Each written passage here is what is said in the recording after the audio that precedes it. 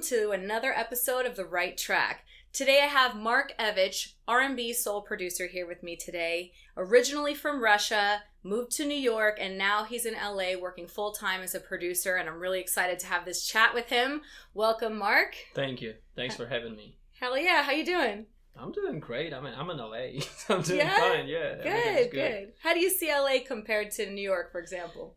It's definitely different, you know, and it's exactly how people portray it to be in all aspects, you know, because we all know how New York is cultural hub, and no offense to my LA people, but definitely no city ever will come close in terms of like cultural, you know, in terms of jam sessions, density of musicianship, density of events, density of things happening every day. Like every night you can go to 6-7 live music clubs, and that's where I started, and I'm still, you know, standing, you know, for opinion that you want to start in New York, especially if you come from out of, you know, country, right? Yeah. You want to start in New York. It's easier. The Interesting. Access, right. I'm sure about that, because LA, though, on the other hand, in terms of livability, in terms of climate, of course, in terms of, you know, in terms of next level, I would say LA is the next place to be for me right now. It's perfect because I hate the word industry. It sounds a little like, you know, snobbish and stuff. I'm part of the industry. But for real, if you're talking about making it happen on the next, you know, level as a musician, New York is the place where it's true cultural life. It's rough, it's raw, but I'm from Russia, so it's fine with me, you know. LA is the industry level city. You know, you get the connections, you get the labels, you get the, you know, the business meetings, you get money, you know. And I've seen a lot of great musicians moving from New York going to LA. So I'm one of those. That's great. And how long have you been in the industry? Well, if we count Russia, then I would say over 13 years now, definitely. Okay. I'm talking full time. Yeah. So how does one go from part-time to full-time? Did you have to quit a job to do it? I'm lucky because, I mean, not lucky. Let me just give myself a pat on the back. I'm just hardworking and stuff, because I always wanted to work full-time in music business. I never really like seen myself as part-time musician.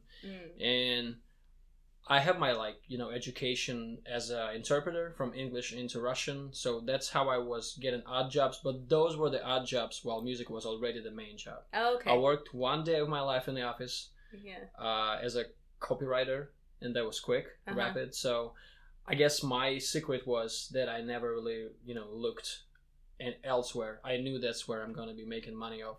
So I never tried to get any safety net and stuff like that. Okay. I guess that's why. That's how. That's great. And so you like to produce R&B and soul. Yeah. What's the scene like that for in Russia? I mean, what kind of artists did you grow up listening to, and who's your sort of influences? Well, I'm always telling the same story, so I'll keep it brief this time. So, you know, people can read it online everywhere. But the story is that until I was 13 years old, I was listening to reggae and Goa trance. I don't think you even heard about this style, but, you know, it's whatever. So there was a guy in our high school who was a really good music, you know, teacher and dance choreographer. So he approached me once. He saw something in me. He's like, "What kind of music you listening to?" I said, "I listen to reggae and Goa trance." He's like, "Wait a second, I got you." Next day, he brings me Eric Benet, Frank McComb, Brian McKnight. Okay. And that's how I started listening to R&B, soul music, because I was singing my stuff and stuff like that. But, you know, ever since then, never looked back. And that's how it all started. He gave me Take 6, he gave me Earth, Wind & Fire, he gave me Chicago, he gave me, you know, Steve Ingram, you know, like, you know, he gave me a lot of great music to listen to. That's really awesome. So, you know, and it's funny because Moscow and Russia, clearly not the most R&B soul, you know, thriving country in the world. So that's kind of why I was asking. Yeah, I gotta be honest. What do most people listen to there? It depends on the era. Right now, it's that guy? That would be great. Is that guy big over there? How do you know He's about like huge, right? Vitas? Hell yeah, How do you know about him? Dude, I know about a lot of things. He's huge in China right now. He actually reached out to me a few years ago. He wanted to work on something with me. No way. The song was called Panda, and he was like, "We want to create a song called Panda," and I'm like, "You didn't do it?" I think I kind of like, you know, cautiously, you know, like kind of went around it somehow. So but yeah, dance. Sorry. So yeah, it depends on the age and stuff like that. Sure. But young people mostly listen today to mock-up of American rap. Oh, okay. It's like American trap makes sense. Translated into Russian mostly. They use the same words, the same lyrics, but in Russian language, the same melodies. So that's what young people listen to mostly. I bet that sounds pretty hardcore in Russian. Because my girlfriend, when she listens to that stuff, she's like, "Why are they so aggressive?" And they're not. They just speak their language. Yeah. So that's for younger generation. Older people, they mostly listen to music called chanson. It's like songs, very simple, but with really nice lyrical content. They talk about hardships of life. It's like country in terms of, lyrical content, like true life stuff, but, more so different music. But, that's, and of course there's a huge cluster of pop music, general pop with like very straightforward harmony. Yeah. So, I would say R&B and soul definitely are not in top 20 genres, Yeah. So there are people like me who listen to R&B, but those are, crazy ones. And here you are in LA. That's why I'm here and not there. Yeah, that's the reason. And so as a producer, are you also a vocalist, or do you only produce other vocalists? No, I'm definitely also a pretty successful singer and artist myself because, I'm on Spotify. My tracks are in the editorial playlists, and I just got 50,000 streams on one of my songs, and nice. Which was produced not by me, by the way, because I believe in producers. That's the proof right here. I produce most of my stuff, but I do both, and I guess that's what helps me working with vocalists because I know what they want, right? I know what they need, and it's easier to explain to me certain stuff like background vocals and stuff. Yeah. And what else have you done that you want to talk about? Like any cool tours or tell me some of your like accolades, some cool stuff that you've done in your career. I would say, if we concentrate, like focus on production side of things, I would say the greatest highlight of last year was I was an executive producer for a music publishing company called BAM, and I was responsible for creating from scratch, and I'm talking making beats, finding the artist, overlooking the whole process, recording, the background vocals, mixing, and sending it out to master, as well as arranging the whole process. And there was like 25 songs. There was 5 hip-hop albums. You can find that stuff online, and that stuff goes into movies, into commercials, into, so because there's a huge thing, and that's one of the things I would tell people who go into the industry. It's called production music, and it's not really looked at, but it's music that is like a lot of people who make movies or commercials or theater or whatever. They look into those websites, and I would say I work for a lot of them. I work for Universal Production Music. I work for BAM. So this is where you can quickly and easily start making money as a producer because you are given a chance to create a lot of tracks and at the same time, and I'm talking like hundreds of tracks, and they go to those catalogs. Okay. So me kind of build a little library and let people pick and choose what they want. And that's that famous passive income because that stuff gives you royalties every now and then. Also, you get to put others on because we need artists, right? I'm a producer, and I know my guys from New York. I know my people from LA, so they need something, to hop onto. I got that for them, so it's a great position to be in. So I'm really proud of that. And then this year, I'm currently working on trailer music with a very, very famous person. His name is Nicholas Neidhart. You'll find him online. He works on a lot of big screen Hollywood movies. So now I'm writing trailer music, which is a huge industry of its own. Oh yeah, right. Yeah. They have their own trailer Grammys and stuff like that. So for me, it's new and it's interesting, and I'm proud of that as well. Yeah.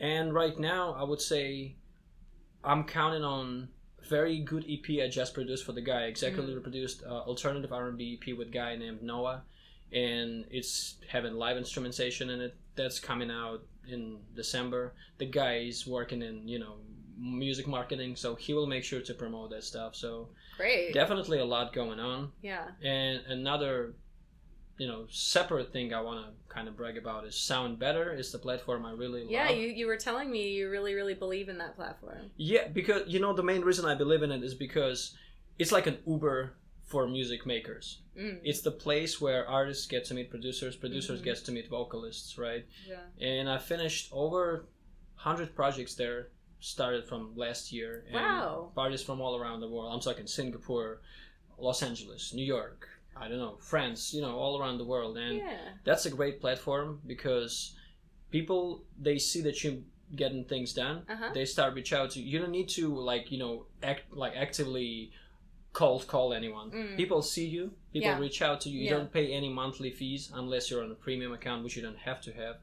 And I have over 40 positive reviews from a lot of repeated clients. Explain how it works. So you kind of list all the things that services that you're able to provide. Can you kind of tell me how to navigate sound better a little bit? Yeah, I'm glad to share this because that's what I've done for a lot of my fellow producers. So the website is pretty straightforward, and you'll need to have a sound sample, like your best work you have to date. It can be, what's the word in English? Like when you a medley of your best works. Oh, okay. Right? Mashup, a little mixtape. Right. Right. Then, that's it. Then link to your SoundCloud playlist with your productions. Then you will pick up to 3 genres of music you mainly work in. Mine are R&B, soul, then funk, and then pop music. And then you are about to interview yourself. You got to interview yourself. Like there's questions, and you answer those questions. And you put on a little bio and your prices and the services you provide. Like, for example, I produce, I engineer, I tune vocals, and, you list those things. So people, and who you sound like. Because unfortunately, all of us, I sound like myself. Yes, you do. But still, people need some kind of offset point, right? Yes. So I put in 3, you got to put 3 artists in there. And, that's very important, I would say, for people who trying to, really get gigs. You want to make sure that you are very specific. Like I sound like Bruno Mars, Anderson .Paak, and try not to be too crazy about that. And also a huge part of this is reviews because the platform reacts to people being happy working with you. Clearly, like Yelp or something. Yeah, exactly. It raises your visibility. So, and it's it's not catch-22 because, people will find you if you're real good, but it's kind of a catch-22 because unless you have reviews, you're not getting millions of jobs coming your way, right? But there is a solution. Make sure that next time you got a client coming to work with you, or even a friend of yours who has been working with you, make sure they work with you through SoundBetter. They only charge you 5% fee plus 3% fee from PayPal. It's not a huge fee when it comes to you getting a lot of jobs. So get few reviews from people right? And then at the end of the day, and just in case, I'm not affiliated to SoundBetter in any case or manner. It's not like I'm, being paid to hey, I gotta mention this. No, you actually really like it. Yeah. I just like it because I've earned a lot of money, through SoundBetter. Awesome. Not gonna lie. So fantastic. Just, make sure you get some reviews, fill out every field, do not skip fields, and I'm sure if your work is good, because some people will be like, my music is so good, why am I not getting jobs? Well, that's your chance right there. Yeah. That's great. Thank you for sharing that with us. Of course. And so when you're working with artists, I'm curious, I want to know, what are your favorite types of artists to work with? Okay. I told you, I got classification of artists. Oh, yeah? I have 3 types. Of course, it's not that simple, but there's 3 types of artists. Okay. Type number 1, you know what you want, and you trust me with my expertise. So we work together. You offer ideas, you put something on the table, I bounce back, I give you my ideas, and we collaborate, but you also trust me. You don't have to put your ego above the project, because the goal is to make good music. So that's type number 1. Clearly my favorite, right? Because I like when artists, can give me something back. We get inspired by each other, and at the end of the day, we end up having a great project, which is good for me. It's good for the artist. Second type of artist, you know what you want, but you don't trust me. That's the second type. Less favorite, still doable, because I'm a pretty confident guy, and I can plow forward with this, I can definitely earn their trust. Actually, there's 4 types. So that's the second type, right? Okay. It's getting a little hard when you know what you want, but you don't trust me. But at least you can guide me and hey, that's what I want. I don't need you to create shit for me. Just give me what I need, and I can be a robot. That's fine. Sure. Especially if you pay well. Yeah. Number 3, it's the worst kind. You don't know what you want, You don't trust me. And that's the worst kind, because that becomes a whole mess. I've had a few, luckily I've only had a few clients like this, but you come to me, I want a song that is making my heart drop, and I also want it to be very energetic. So I create this for you. Next thing I hear, you know what?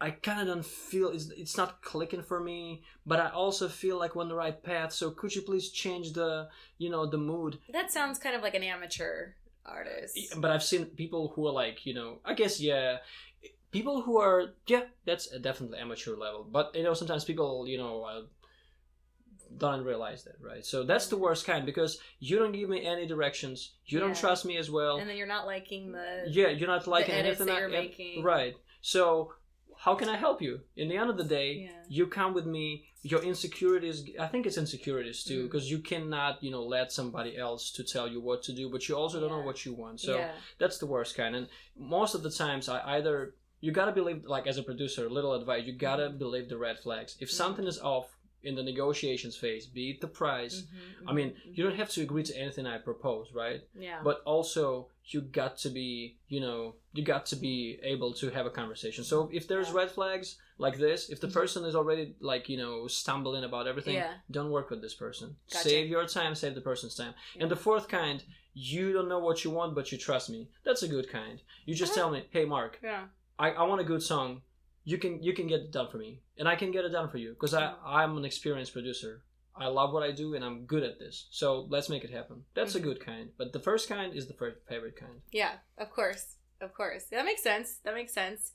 I mean, I see that a lot of times with collaborations too. Some people are they don't know what to do, and then some people do, and it's so much easier to work with the people who kind of have a nice vision and also trust that you're there for a reason to collaborate, because they like and they want what you're bringing to the table. So can we talk about trends in music? Yeah. I want to know, since you've been in the industry for a little over 10 years, what trends have you seen come and go, and what do you see being hot for 2022? Okay. Well, I would say, if we're talking about globally, right, I'm so happy with where music is right now. Really? I feel like we're becoming more and more experimental every year. Oh, okay. And the strict structures are not a thing anymore. Like, I'm talking about A-B, like verse, chorus. We're getting all kinds of over-the-place music. And artists, really weird and strangely, marketed artists are getting a spotlight. And I'm talking about Doja Cat. Billie Eilish? Doja Cat. Right. They do not really represent the polished, pop sound, yet they're the biggest stars of the generation. And I love it. I love that, because it all started with Beyonce dropping that song with Drake many, many years ago. I was like, wait a second, there is no chorus, there is no verse. And that's the trend I love. And we're getting more and more of this. Really quirky, strange, non-traditional artists get the spotlight. Yeah. I feel like the old formula doesn't work anymore, and I'm happy with it. Yeah. That's the global trend, right? Yeah. And also, as a producer, I'm listening to all kinds of music. I know every producer says that, but that's for sure. You got to do that, right? For example, R&B, right? What happens a lot, and I've seen this a lot over time, if you look at Ariana Grande album, right? It uses so many trap elements, so many harmonies and claps and 16 hats. It all came from trap music. Yeah. It all came from underground music, and that's what happens all the time. Something small starts in cluster, underground artists, and they bring it to the table. I cannot wait for drill music to go into pop stuff, because it's gonna happen. Pop Smoke and 584, and give it few more months, we'll be hearing Ariana Grande singing over a drill beat. I'm telling you. It's just inevitable, So I feel like 2022, we will see the same thing as usual. Things from underground, like drill, will be coming on the forefront. And, I also see, and I'm really happy as an R&B producer, if we look at Anderson .Paak, if we look at, there's guy Sebastian Michael, if we look at Brand Fires, there's a lot of live instrumentation. I mean, Bruno Mars and Anderson .Paak, again, that was underground. Now Bruno Mars and Anderson .Paak made it a hit single, Leave the Door Open.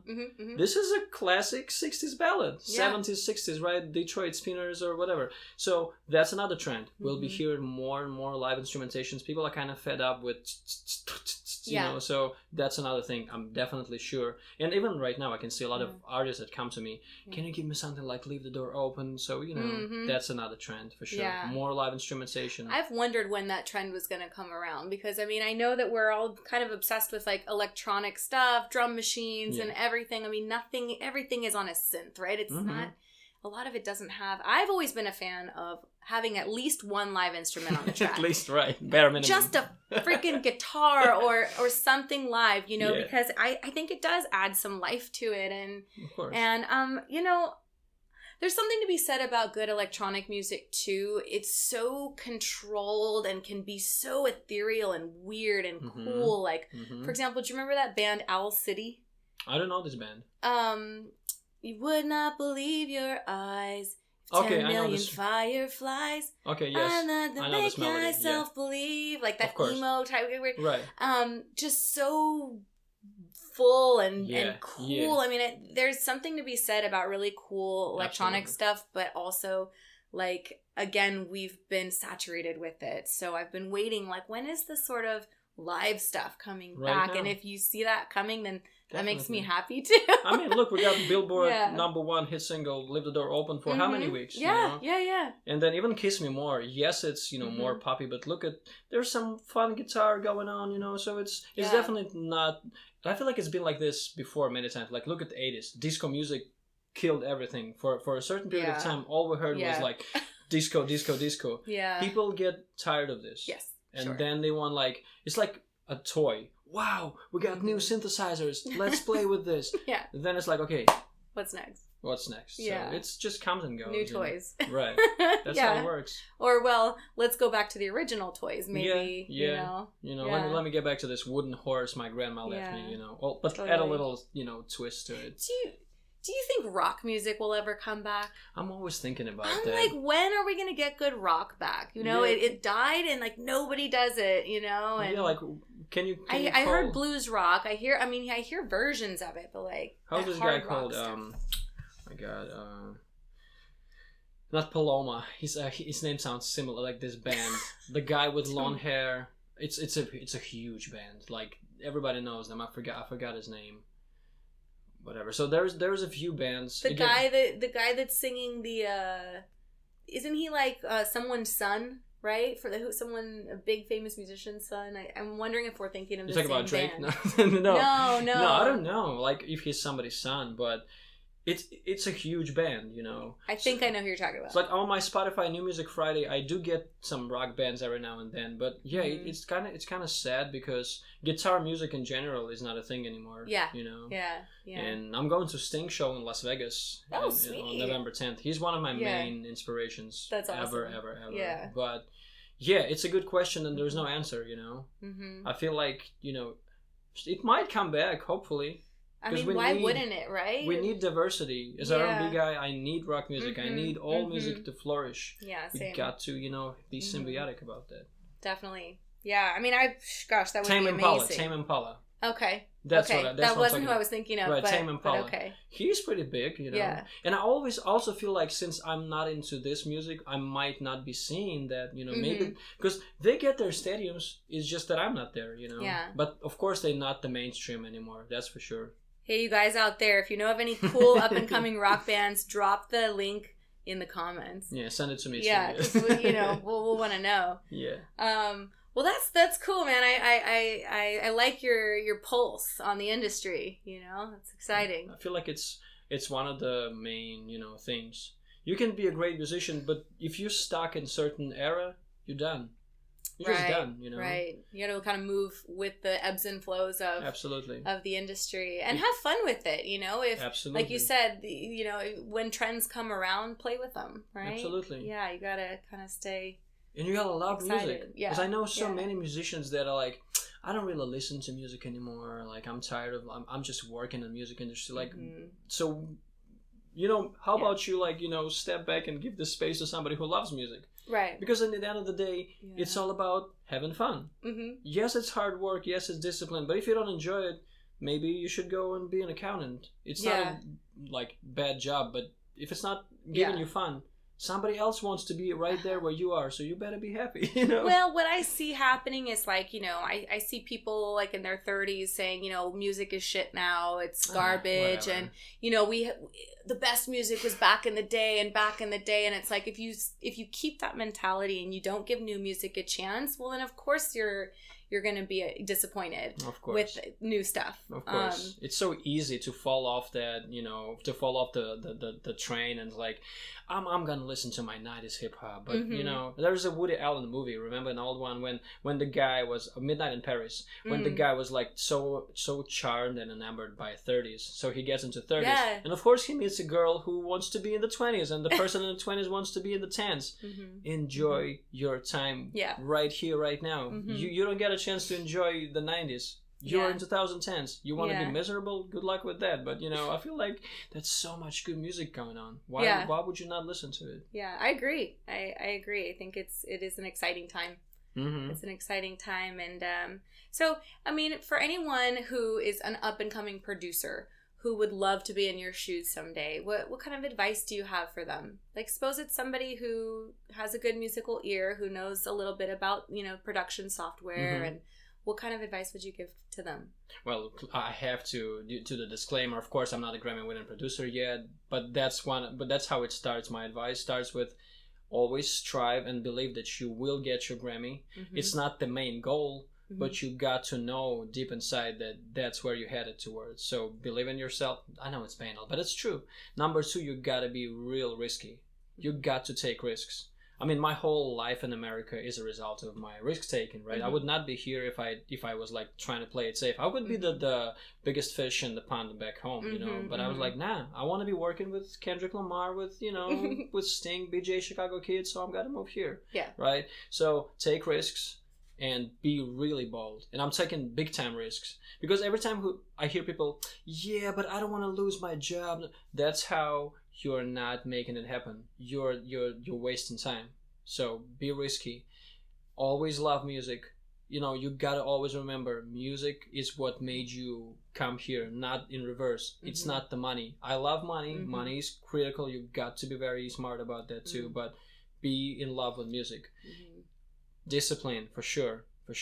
And I would say discipline for me is based on me being scared. I'm scared of not making it for myself. I'm scared of not being successful. I'm scared of not fulfilling my dreams. So you got to be disciplined. And it doesn't mean working like from 6 a.m. because I don't like waking up at 6 a.m. But I'm really like my girlfriend asks me to not work sometimes. And that's the attitude you need to have. You got to be the guy who is a girl. Actually, I would like to see more girls in production music because this is something that we've been talking about recently. Like, we need more girls, and that's because of the gatekeepers partially, We need that. So if there's a girl who feels like, she wants to produce music, please step in the forefront. And you can email me, like, I'll be glad to share any advice I know because industry is tilted, it's definitely tilted towards men right now. And I would like to see what girls have to offer, because they have a lot to offer, right? Yeah. So another advice is to be 360. Don't be just a musician. Unfortunately, you know that as well. I mean, you have in a blog. That's the reason. Like I know you understand what I'm talking about. You cannot just be a musician anymore. People say like, if your music is good, people will hear it. No. You got to be a musician. You have to be a marketer. You have to be an influencer. You got to be on social media. You want to be a networker. Absolutely, that's the part too. Yeah, they're big shoes to fill. I mean, you really got to put yourself out there, especially considering that the world is so social media driven. You really got to get noticed online. You have to have a big online presence nowadays as an artist. Yeah, and it doesn't mean you have to do like, I don't want to do this stupid selfie stuff. There's various lanes. You don't have to do selfies. You don't have to post, some stupid stuff in life. You can post whatever you want, but you got to, it's a part of the game, unless you already have someone vouching for you and making sure that you don't have to worry about that.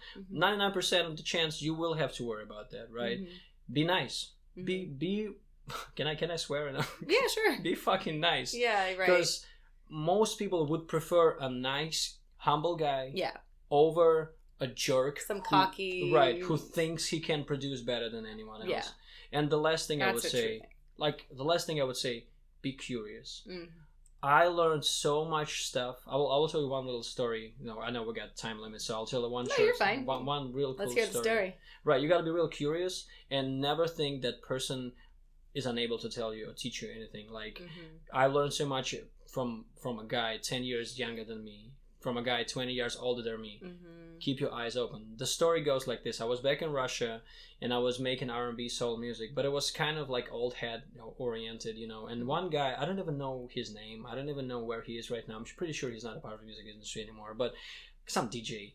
And we sit after my show, which was not successful, at the nightclub, and he sits next to me. We like have some drinks. He's like, "Hey, look, you made this music for old heads. It's mixed poorly. It's like sounding old." And initial reaction as an artist, get offended, right? Who are you? I'm an artist. So that was my initial reaction. But then I come back home and I'm like, wait a second. What if he has something, something that's right? And I remember after that conversation, I reached out to a guy who was 19 years at the time, 90 years old at the time. I was 25, and it's a pretty big step for a 25-year established artist to reach out to somebody younger than you, a no-name at the time. He's very successful right now. And I asked, look, I need to learn something. Can you teach me? And he's like, yeah, I was meaning to show you something, but I was not sure if he will be open for that. And he, what was it? He's a Russian music producer. His name is High Self. He produced for Joyner Lucas. It's Joyner Lucas. He's a Grammy-winning rap artist. So, but I mean, what was it that you wanted to learn? He was making trap music at the time. Oh, you wanted to learn the trap stuff. Trap, and he taught me so much about how to make trap drums, 808 bass. Yeah. He put me on like new guys like Travis Scott. He was new back then, A$AP Rocky, like this kind of stuff. And I'm so grateful for that. I'm grateful for me that I'm able to understand that if you don't step back, if you don't learn from people, then you're done in this industry. So be curious and be open-minded.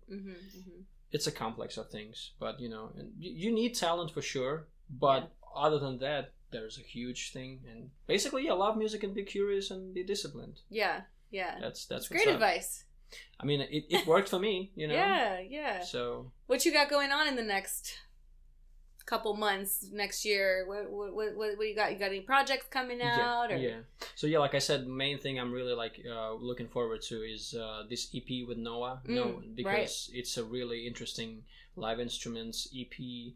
I'm proud of the songwriting on this one. I'm proud of how we collaborated with him. So that's an EP to look out for. Plus, I got 2 great singles coming out with artists from Australia and Argentina. More like funky pop R&B style music. Dancey. Yeah. And I got my own single coming out really soon in November, and then next one in December. What's that one called? I don't have the name yet. Oh, really? But my promotion is heavy. I'm making sure to promote my stuff. Like I sit down with a chart and I'm getting really nerdy with that. But all right. Yeah. So don't worry, we're gonna drop your links under the video too, so people can find you and follow you and everything like that too. Yeah. So and just today I just got hired to write 5 more tracks. I'm happy with where I am right now. Good. And I'm always hungry. Yeah. I want more. More. Yeah, of course. And thanks for having me, because man. Unfortunately, that's something that I'm slacking at.